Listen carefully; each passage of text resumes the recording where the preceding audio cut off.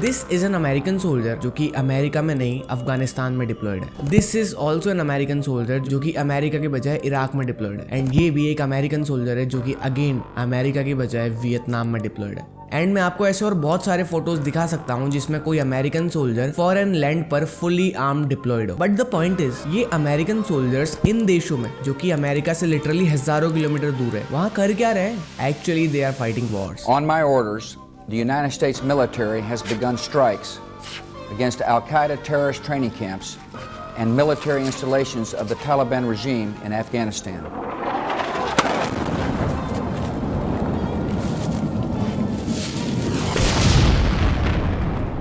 अफगानिस्तान को इन्वेड करने के लगभग 20 साल बाद इस पूरे वॉर में लगभग $2 ट्रिलियन यानी कि 2000 बिलियन डॉलर फूकने के बाद भी अमेरिका ये वॉर हार गया। I've concluded that it's time to end America's longest war. It's time for American troops to come home. And इनके साथ लगभग सेम हुआ वियतनाम में भी। करीबन $1 ट्रिलियन फूकने के बाद अमेरिका ये वॉर भी हार गया। और अगर एक शॉकिंग नंबर बताऊं तो पिछले लगभग 20 सालों में अमेरिका जस्ट मिडिल ईस्ट इन एशियन वॉर्स में अपने $6.4 ट्रिलियन फूक चुका है। And believe me this number is not a joke. तो इन सब से माय क्वेश्चन इज कि ऐसा क्या हो रहा है कि अमेरिका अरबों खरबों रुपए फूकने के बाद भी, इतने वॉर्स हारने के बाद भी, अपने हजारों सोल्जर्स को मरवाने के बाद भी अभी भी कंटिन्यूअसली वॉर्स लड़े जा रहा है? क्या ये वॉर्स सच में अमेरिकन पावर को बढ़ाने के लिए लड़े जा रहे हैं या फिर इन वॉर्स के पीछे इन अमेरिकन लीडर्स का कुछ अलग ही गेम चल रहा है?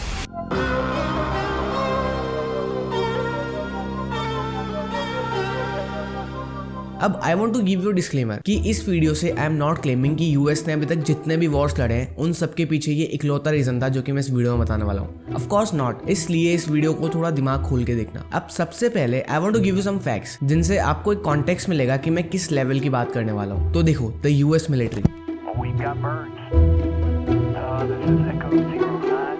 दुनिया की सबसे स्ट्रॉन्ग मिलिट्री है सिंपली बिकॉज ये लोग अपनी फोर्सेस पर भयंकर पैसा खर्च करते हैं। इतना कि अगर टॉप 10 कंट्रीज की लिस्ट में यूएस के बाद अगर अगले 10 देशों के मिलिट्री बजट को भी कंबाइन कर दिया जाए तो भी वो अमेरिका के मिलिट्री बजट से कम ही रहेगा। And to give you some more context, इसको ऐसे समझो कि अगर एक साल में भारत अपने आर्म्ड फोर्सेस पर 100 रुपए खर्च करता है तो अमेरिका 1100 रुपए खर्च करता है। ये फैक्ट्स मैं आपको इसलिए बता रहा हूँ ताकि आप समझ सको कि यूएस का मिलिट्री बजट एक दरिया है, पैसों का दरिया, जिसमें से अगर किसी ने कुछ बाल्टी भी अपने लिए साइड में निकाल ली तो इनके मिलिट्री बजट की ग्रैंडनेस समझने के बाद I want to explain you something जो कि बहुत इंटरेस्टिंग है।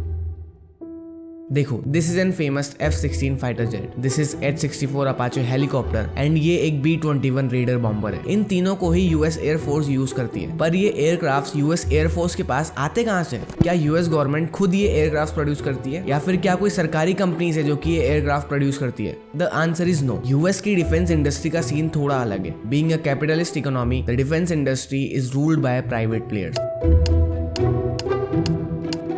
मतलब यूएस गवर्नमेंट ये F-16 खुद बनाने की बजाय एक private company call Lockheed Martin से खरीदती है। ये H-64 Apache helicopter the Boeing company से खरीदती है। एंड ये B-21 रेडर बॉम्बर्स का कॉन्ट्रैक्ट नॉर्थरूप गनमैन को दिया हुआ है। एंड ऐसा बस एयरक्राफ्ट में नहीं होता। यूएस आर्मी, नेवी या एयरफोर्स को लिटरली जो कुछ भी चाहिए होता है उसका कॉन्ट्रैक्ट यूएस गवर्नमेंट किसी प्राइवेट अमेरिकन कंपनी को देती है या फिर बाहर से इंपोर्ट कराती है। एंड दैट इज वाई उस बड़े मिलिट्री बजट का मेजोरिटी ऑफ हिस्सा सीधा इन प्राइवेट कंपनीज को जाता है in the form of contracts. And अगर आप थोड़ी बहुत जियोपॉलिटिक्स फॉलो करते हो तो आपको पता होगा कि यूएस वेपन्स एक्सपोर्ट भी करता है। एंड इतना एक्सपोर्ट्स करता है कि पूरे ग्लोबल वेपन एक्सपोर्ट्स का 40% अकेले लेकर बैठा है। एंड कंटिन्यूअसली यूएस का शेयर बढ़ते ही जा रहा है। तो अब समझ आ रहा है ये जो huge amount of weapons US government export करती है वो एक्सपोर्ट्स टेक्निकली यूएस गवर्नमेंट नहीं करती बल्कि ये प्राइवेट कंपनीज ही करती है जो कि वेपन असल में प्रोड्यूस करती है। And that means when a war like Russia Ukraine happens, America Ukraine को इतने पैसे इसलिए भी देता है क्योंकि अमेरिकन्स को पता है कि यूक्रेन इन पैसों से अल्टीमेटली वेपन्स ही खरीदेगा अमेरिका से, आई मीन अमेरिकन कंपनीज से, with huge profits in the pockets of these weapon makers. और अगर इसी बीच किसी तरह से अमेरिका किसी वॉर में इन्वॉल्व हो जाए तो समझो इन वेपन मेकर कंपनीज की दिवाली आ गई, क्योंकि वॉर सिचुएशंस में यूएस जैसा देश पानी की तरह पैसा बहाता है to buy weapons, aircraft, missile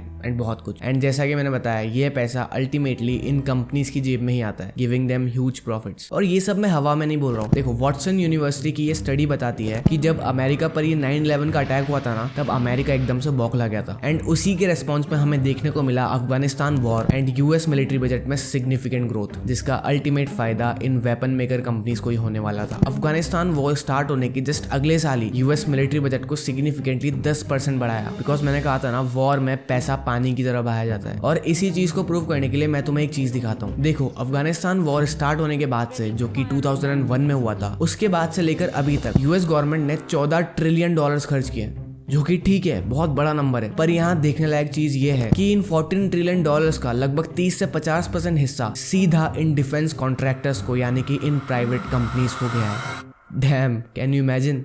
approx $4 trillion. अब इसमें थोड़ा और अंदर घुसते हैं। अमेरिका में ये प्राइवेट डिफेंस कंपनीज एक या दो नहीं है, बहुत सारी। पर यूएस गवर्नमेंट की कुछ कंपनीज फेवरेट है, और वो इतनी फेवरेट है कि ये $4 ट्रिलियन, जो कि पिछले 20 सालों में यूएस गवर्नमेंट द्वारा टोटल डिफेंस कॉन्ट्रैक्टर्स को दिया गया था, उसमें से $2 ट्रिलियन, यानी कि 50% कॉन्ट्रैक्ट बस इन 5 कंपनीज को दिए गए। एंड दैट शोज कि प्राइवेट कंपनीज वाला सीन केवल इंडिया में नहीं है। अब लेट मी शो यू एक और बहुत इंटरेस्टिंग चीज। देखो, these are the financial statements of Lockheed Martin, वो कंपनी जिसको FY22 में यूएस गवर्नमेंट से सबसे ज्यादा पैसे मिले। अब इधर ध्यान दो, लॉकहीड मार्टिन ने FY22 में टोटल $65 बिलियन का सेल किया, बट इंटरेस्टिंगली इन $65 बिलियन में से $48 बिलियन, यानी कि 73% सेल्स अकेले यूएस गवर्नमेंट कॉन्ट्रैक्ट से आई है। अब ये कितना ज्यादा इंटरेस्टिंग है ये बताने से पहले कि नेक्स्ट रेथियोन के फाइनेंशियल स्टेटमेंट्स देखो। FY22 में इस कंपनी ने टोटल $67 बिलियन का नेट सेल्स किया, but again interestingly out of these $67 billion मोटा मोटा $35 बिलियन, यानी कि लगभग 53% अकेले यूएस गवर्नमेंट कॉन्ट्रैक्ट से आए हैं। अब एक और कंपनी जनरल डायनामिक्स के फाइनेंशियल स्टेटमेंट्स देखो। FY22 में इन्होंने टोटल $39 बिलियन का सेल किया, एंड अगेन इंटरेस्टिंगली इसमें से लगभग $27 बिलियन, यानी कि 70% सेल्स अकेले यूएस गवर्नमेंट कॉन्ट्रैक्ट से आया। Dam interesting.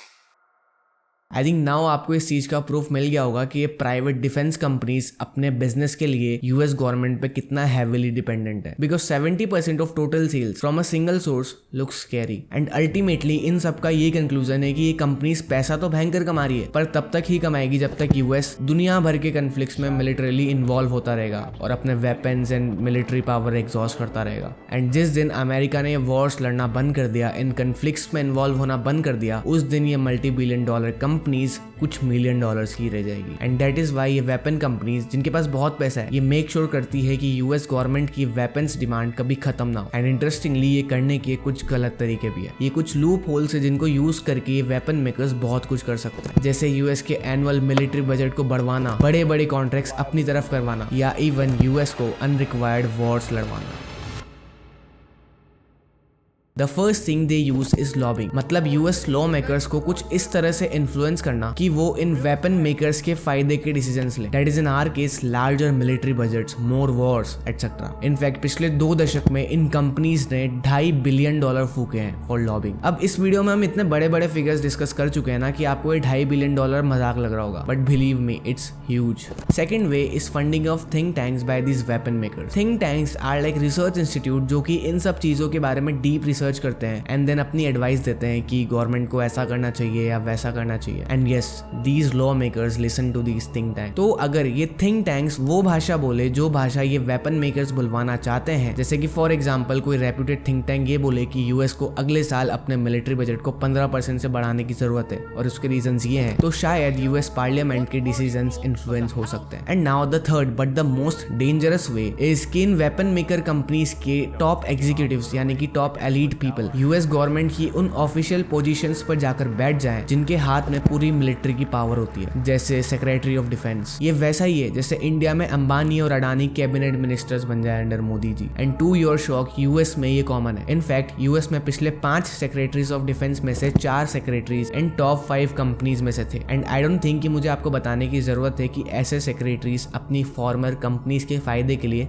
किस हद तक जा सकते हैं। एंड बहुत सी बार ऐसा भी होता है कि एक कंपनीज पावरफुल पॉलिटिशियंस को ये बोलती है कि ये बड़ा कॉन्ट्रैक्ट हमें दिलवा दो और इसके बदले में हमारी कंपनी की होल्डिंग्स ले लो। एंड जब इन बड़े बड़े कॉन्ट्रैक्ट की वजह से इन कंपनी के शेयर प्राइस बढ़ते हैं, तभी कंपनी और वो पॉलिटिशियंस दोनों जम के कमाते हैं। तो दैट मीन तरीके तो बहुत है, but finally after all this research what I concluded is ये वॉर्स कभी खत्म नहीं होंगे क्योंकि इनका ड्राइविंग फोर्स पैसा है। एंड यूएस चाहे कितना भी बोल ले, at the end of the day in Wars में फंसता आखिर में एक कॉमन कॉमन सिविलियन ही है, चाहे अफगानिस्तान हो, यूक्रेन हो या फिर Israel Gaza. We're the United States of America, for God's sake. The most powerful nation in the history, not in the world, in the history of the world. The history of the world.